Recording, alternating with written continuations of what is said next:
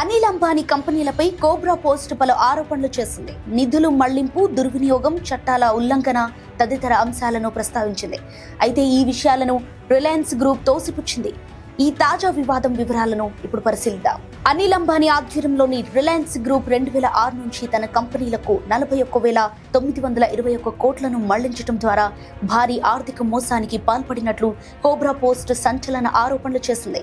Bank రుణాలు, ఐపీఓలు, బాండ్ల ద్వారా సమీకరించిన 28,874 కోట్లను Reliance communications, Reliance capital, Reliance home finance, Reliance commercial finance, Reliance corporate advisory services నుంచి ప్రమోటర్లకు సంబంధం ఉన్న కంపెనీలకు మళ్లించారని కోబ్రా పోస్ట్ పేర్కొంది. మరో 13,047 కోట్లను Singapore, Mauritius, Cyprus, British Virgin Islands, America, బ్రిటన్లో అనుబంధ సంస్థలు, డొల్లా కంపెనీల నెట్వర్క్ ను ఉపయోగించి మోసపూరిత పద్ధతిలో ఇండియాలోకి మళ్లించారని తన దర్యాప్తు నివేదికలో తెలిపింది.